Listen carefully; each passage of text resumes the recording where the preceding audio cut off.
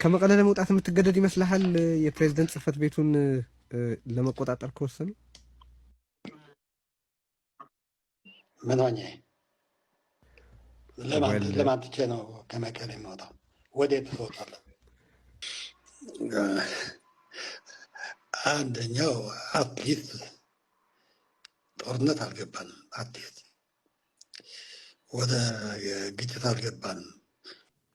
ታደሰ ወረደ ወደዛው ልመለስ። ንቀት የሚመስል ነገር በቃ በጥቅሉ ምንም ንግግሩም አይገባም። ለተጠየቀው ጥያቄ መልስ የለም። በጣም የሚያስገርማችሁ ነገር የጊዜያዊ አስተዳደሩ ህጋዊ ነው ወይ ህገወጥ ነው የሚል ጥያቄ እየተነሳባችሁ ነው ሲባል እስካሁን ድረስ እኔ የደረሰኝ ደብዳቤ የለም ማለት።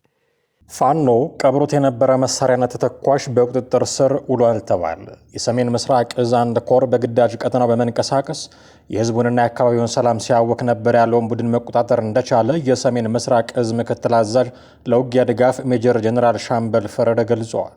ኮሩ ሰሞኑን ባካሄደው ስምሪት በሰሜን ወሎ ዞን ቆቦ አካባቢ የተሽለኮለከ ሰላማዊ ሰዎችን ሲያገተና የአካባቢውን ሰላም ሲያደፈርስ የነበረውን ቡድን መውጫና መግቢያ እንዳያገኝ ማድረግ መቻሉን ምክትል አዛዡ አስረድተዋል። ቡድኑ ለእኩይ ዓላማው መፈጸሚያ ሊጠቀምባቸው የነበሩ በርካታ ተተኳሾችንና የጦር መሳሪያዎችን ከቀበረበት ማውጣት ተችሏል ያሉት ሜጀር ጀነራል ሻምበል ፈረደም ቡድኑ የጦር መሳሪያዎችንና ተተኳሾችን በየአቅጣጫው መቅበሩ የሰራዊቱን ፈጣን ተነቃናቂነት የሚያመላክት መሆኑንም ጠቁመዋል። ኮሩ አስተማማኝ ወታደራዊና ስነልቦናዊ ዝግጁነቱ የተረጋገጠ እንደሆነ ያወሱት ምክትል አዛዡ አካባቢውን ወደ ቀደመ ሰላሙ የሚመለሱ ጥረት ተጠናክሮ ይቀጥላለን ብለዋል። ሜጀር ጀነራል ሻምበል አያይዞም ከፋኖ ጎን ተሰልፈው የአካባቢውን ሰላም ሲያደፈረሱ የቆዩ 8 ታጣቂዎች እጃቸውን መስጠታቸውንም ተናግረዋል። በግሌ ከመቀሌ ትግራይ መውጣት ፈጽሞ አላስብም። የባለፈው ፕሬዝዳንት ጌታቸው ረዳ የሰሩትን ስህተት በፍጹም አልደግምም ብለዋል ሌተናል ጀነራል ታደሰ ወረደ። በትግራይ ያለው አስጨናቂ ሁኔታ ከጊዜያዊ አስተዳደር ፕሬዝዳንት የስልጣን መራዘም አለመራዘም ወይንም ነባሩ መንግስት ይመለስ አይመለስ ከሚለው ጥያቄ በላይ እንደሆነም ገልጸዋል። ጀነራሉ የጊዜ ሰሌዳ ግልጽ ሆኗል። በ23 የድሮ የካቢኔ አባላት ይመጣሉ፣ በ24 ይጨርሳሉ፣ ውሳኔ ይወስናሉ፣ በዛውም በ24 የክልል ምክር ቤት ፕሬዝዳንት ይመረጣል ብለዋል። ትግራይ ላይ ያንዣበበ ካለው አደጋ አንጻር የኔ በፕሬዝዳንትነት መቀጠል አጀንዳ አይደለም። የኔ ፍላጎት የህዝብ ከጊዜያዊ አስተዳደርነት ወጥቶ በመረጠው መንግስት ሲተዳደር ማየት ነው ብለዋል። የህወሓት ማዕከላዊ ምክር ቤት የተወያየበትና ምክር ቤቱም የተጠራበት ሁኔታ አለ። የተቀበለው ያልተቀበለው፣ የሚደግፍም የሚቃወምም አለ። ህዝቡ ጋር በጣም አወዛጋቢ ነው። እኔ ከመጀመሪያውም ወደዚህ ድምዳሜ ሲደረስ አስቀድሞ መግባባት፣ ውይይት መደረግ ነበረበት። አሁን ያለው በጣም መጥፎ ሁኔታ ነው የትግራይ ሁኔታ። እንዲህ አይነት መላ ህዝቡን የሚነኩ ነገሮች ሲመጡ በጠባብ መድረክ መወሰን አልነበረበትም። በተለያየ ደረጃ የተመከረበት መደረስ የነበረበት ድምዳሜ ነው። በጊዜያዊ አስተዳደር ላይ ፍቅር የለም። ከመጀመሪያም በግዴታ ነው የተቀበልነው። ግን ካልተፈለገ ነባር ምክር ቤት ነው መመለስ ያለበት ወይንስ ሌላ አማራጭ አለ የሚለው ለውይይት ክፍት መሆን ነበረበት። ህዝቡ የተለያየ ሀሳብ ያለው አለ ሲሉ ገልጸዋል። እኔ የማስረክበው ነገር የለም። መረካከብ የሚባል አርቲፊሻል ጨዋታ ውስጥም አልገባም። የአጥፊ አካሄድ ተገቢ እንዳልሆነ እየገለጽኩ ነው። የለም በዛ መንገድ እንሄዳለን ካሉ ግን እንደፈለጉ ያድርጉ ብለዋል።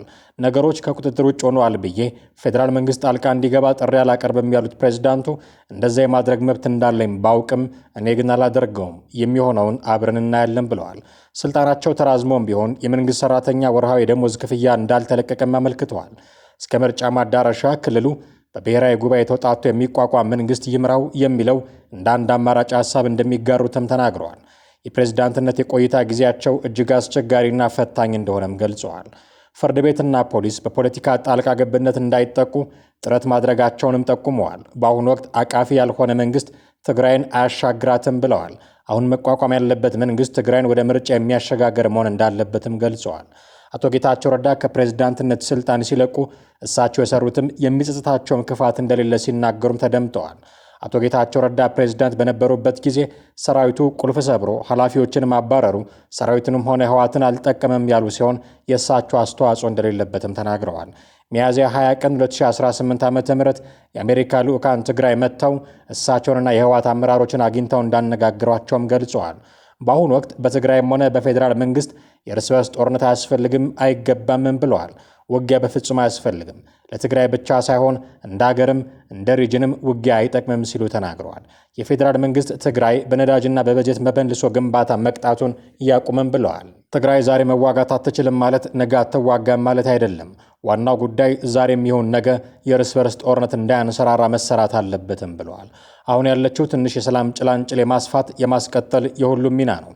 ወደ ጦርነት የሚጋበዙ ምክንያቶች እንዲረግቡ የሁሉም ጥረት ወሳኝ ነው። በሁለቱም አካላት መረጋጋት ያስፈልጋል ሲሉም ገልጸዋል።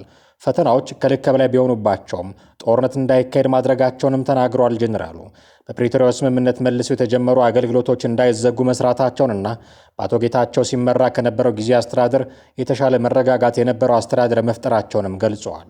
በአቶ ጌታቸው ሲመራ ከነበረው የተሻለ የመልሶ ግንባታ ስራዎችን ሰርተናልም ብለዋል። ከዛሬ የፕሬዝደንትነት ቆይታ ሪሊ ለትግራይ በተጨባጭ ምን ፈይደሃል ብለው ለሚጠይቁ ሰዎች የምትላቸው ምንድን ነው? ይሄ ለአንድ ዓመት የፕሬዝደንትነት ስልጣን መረከብህ የትግራይን አንድ ዓመት ወስዷል ወይ የትግራይን አንድ ዓመት ሰርቋል የሚል አስተያየት አለህ ወይስ ያሳካሁት ነገር አለ የምትለው አለ? አሻራህ ወይም መታወሻህ ምን የሚሆን ይመስልሃል? አንደኛው አትሊስት ጦርነት አልገባንም። አትሊስት ወደ ግጭት አልገባንም። ያጋጠመ ጦርነት የለም። ግን ተኩስ ማለት ነው ጦርነት። ከጦርነት በመለስ ያሁን ተጽዕኖዎች ግን 1,000 ቦታ አሉ። ልክ እያንዳንዱ ዜጋም ፍራስትሬት የሚያደርጉ ነገሮች አሉ። ትንሽ ጡረተኛውም፣ ትንሽ ባንክ ያስቀመጠውም፣ ባለሀብቱም ሁሉም ፍራስትሬት ያደረገ ነገር አለ። ግን ወደ ለየለት ጦርነት ሳንገባ ቆይተናል የሚል አለኝ። አንድ ሁለተኛው እንግዲህ ለመንግስት ራሳችን ፕሮሞት አላረግንም። የተሰራ ያዝ አትሊስት ስቴብል የሆነ ካቢኔ እየወሰነ የሚሄድ ስራም የተቻለውን በጣም ከፍተኛ ውጥረት ኢንፋክት ትልቅ የበጀት ችግር ትልቅ ጉድለቶች እያሉ ችግሮች እያሉም ጥሩ ሰርተዋል የሚል እንትን አለኝ። በተለይ ከብዙ ሴክተሮች አሁን መንግስት እንትን የሚላቸው ከትምህርት ሻውም ከውሃውም ከምናምንም ሲታይ ለምሳሌ ጥሩ ተሰርቷል የሚባል ይሄ ዲናይ መደረግ ያለበት አይደለም። ትንሽ መንግስቱ አሁን ቀደም ብለው የነበረው አለ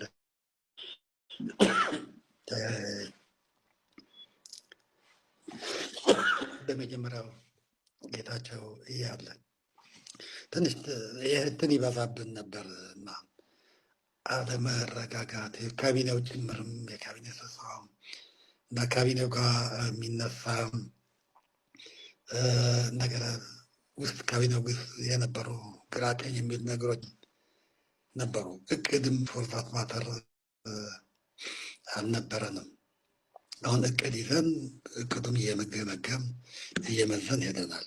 ከዛ አንጻር ትንሽ የሚያኩራራ ባይሆንም ትንሽ የመንግስት ሽታ አይነት እንዲኖር አድርገናል። በተለያዩ መንግስት ስራዎች ኢንፋክት እነዚህ ከፌዴራል የሚመጡት የደሞዝ፣ የበጀት፣ የነዳጅ፣ የባንክ ምናምን ባይኖሩ እነዚህ እቀባዎች ባይኖሩ ኖሮ እነዚህ ማዕቀቦች ባይኖሩ ኖሮ የተሻለ እንትን ያደርግ ነበር። ምንም በሌለበት ነው ሰራተኛው እየሰራ ያለው። አሁን ሌላው በጣም መሰረታዊ የሆነው ዛሬ ለምሳሌ የወሰነው የትግራይ ህዝብ በጦርነት የሚፈታ ችግር እንደሌለበት ያምናል። ቢሆንም ወደ ጦርነት የሚያስገቡ በቂ ምክንያቶች እንዲፈቱለት የሚሻል ብለዋል። ይህ ሳይሆን ከቀረ ውሎ አድሮ የእርስ በርስ ጦርነቱ ከመቆስቆስ ይቀራል ማለት አይደለም ሲሉም ተናግረዋል። ፕሬዚዳንቱ በስልጣን ቢቀጥሉም ባይቀጥሉም በግላቸው ከመቀሌ ትግራይ የመውጣት ሀሳብ እንደሌላቸው አስረግጠው ተናግረዋል። ከመቀሌ መውጣት ፈጽሞ አላስበውም። የባለፈው የፕሬዚዳንት ጌታቸው ረዳ ጊዜ ስህተት ፈጽሞ አይደግምም ብለዋል። ከመቀሌ ለመውጣት የምትገደድ ይመስልሃል? የፕሬዝደንት ጽህፈት ቤቱን ለመቆጣጠር ከወሰኑ ምን ሆኜ ለማን ትቼ ነው ከመቀሌ የምወጣው? ወዴት ትወጣለህ? አሚን። ከዚህ በፊት ሰዎች ከመቀለ ወጥተው ወደ ሌላ ቦታ ሄደዋል አይደለ? አይሆንም፣ እሱ አይሆንም። አንደኛ ያ ነገር አይደገምም። አዲስ የፈለገው ይሁን ያ ነገር አይመጣም። ይህ አይነት ምላሽ መስጠታቸው በአንዳንድ የፖለቲካ ተንታኞች ዘንድ ግን የተወደደላቸው አይመስልም። ለዚያም ነው እንዲህ አይነት ምላሽ ሲሰጣቸው ያደመጥ ነው። ታደሰ ወረደ ወደዛው ልመለስ፣ ንቀት የሚመስል ነገር በቃ በጥቅሉ ምንም ንግግሩም አይገባም። ለተጠየቀው ጥያቄ መልስ የለም። በጣም የሚያስገርማችሁ ነገር የጊዜያዊ አስተዳደሩ ህጋዊ ነው ወይ ህገወጥ ነው የሚል ጥያቄ እየተነሳባችሁ ነው ሲባል እስካሁን ድረስ እኔ የደረሰኝ ደብዳቤ የለም ማለት እንዴ። ለአንድ ዓመት አብይ አህመድ ስልጣን አራዝሜለታለሁ ብሏል። ስንነጋገር ነበረ። ከዛ ወደ ሆቴል ሄድኩኝ አለ።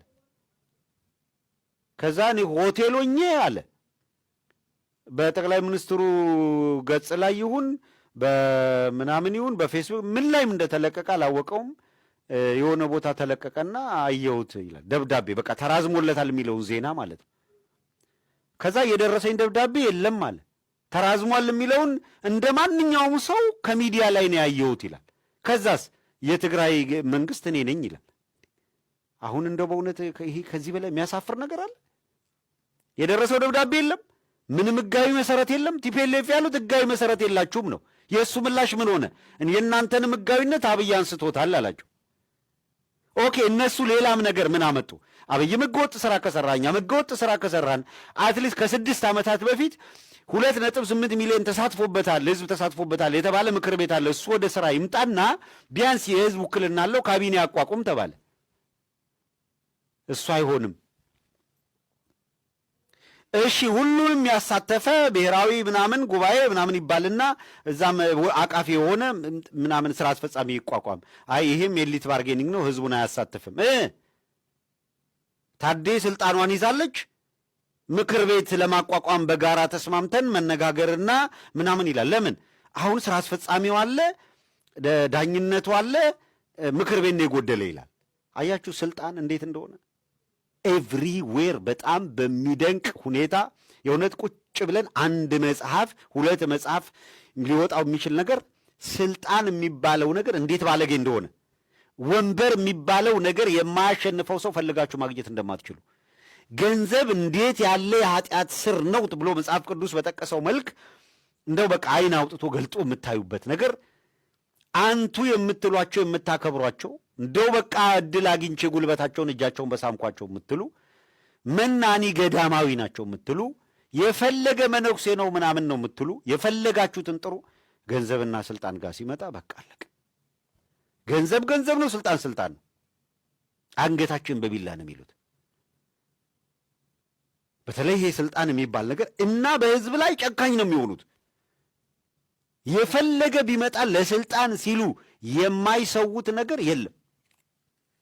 በዚህ ደረጃ ስልጣን የሚወዱ ሰዎች በቤተሰቦቻቸው ላይ ጭምር የሚጨክኑት ለዓላማ ነው ለስልጣኗ ነው የሚለውን ድጋሚ እንድፈትሽ ያደረገኝ ነገር የእውነት ድጋሚ እንድፈትሽ።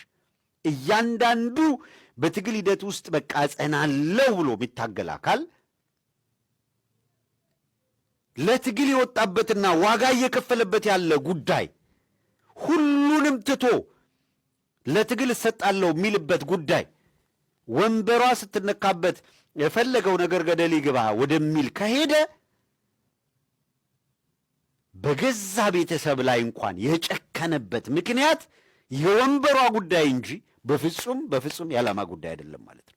በአማራ ክልል ደቡብ ወሎ ዞን ደሴ ከተማ መናኸሪያ ሰዎችን ጭኖ የተጓዘ የነበረ አሽከርካሪ መገደሉን የደሴ ከተማ ፖሊስ መምሪያ ገለጸ። አሽከርካሪው ሰዎችን አሳፍሮ የተጓዘ በነበረበት ወቅት በአንድ የጸጥታ አካል በጥይት ግድያ እንደተፈጸመበትም ተነግሯል። የተሰራጩት መረጃዎች ጥቃት አድራሹ አማራ ክልል አድማ ብተና አባል እንደሆነ ከመግለጻቸውን ባሻገር የግድያ ጥቃቱን ያደረሰው ለምን ሳታሳፍረኝ መንገድ ላይ አለፍከኝ በሚል መሆኑን ያወሳሉ። ድርጊቱ አምባገነንነት የተሞላበትና ፍጹም የማይጠበቅ በመሆኑ ብዙዎችን ያስቆጣና እያበሳጨ ይገኛል። ስለ አሽከርካሪው ግድያ ደሴ ከተማ ፖሊስ መምሪያ አዛዥ የሆኑት ኮማንደር ጥላሁን ታደሰ የተለያዩ ጥያቄዎች ቀርቦላቸዋል። የመምሪያው አዛዥ ግድያው ተፈጽሟል፣ ተጠርጣሪው ከነ ኤግዚቢቱ ከነ ጦር መሳሪያው ተይዟል ሲሉ አረጋግጠው ዝርዝር ማብራሪያ ከምርመራ በኋላ ቢሰጥ እንደሚሻልም ገልጸዋል። ጥቃት አድራሹ የአድማ ብተና አባል ነውም ተብሏል። ኮማንደር ጥላሁን ግን የአድማ ብተና አባል ነው የሚባለው ውሸት ነው ሲሉ ተናግረዋል። ማንነቱን በተመለከተ ግን ማብራሪያ አልሰጡም። ተጠርጣሪው ተይዟል፣ አድማ ብተና አይደለም ያሉ ሲሆን እንደተባለው ግን ግድያውን የፈጸመው ለምን አላሳፈርከኝም በሚል ነው ወይ የሚል ጥያቄም ቀርቦላቸው ነበረ። ኮማንደር ጥላሁን ሲመልሱም ዝርዝሩን ከምርመራ በኋላ በተደራጀ መንገድ ነው መስጠት ያለብኝ ሲሉ ምርመራው ከተጠናቀቀ በኋላ ማብራሪያ እንደሚሰጥም ገልጸዋል።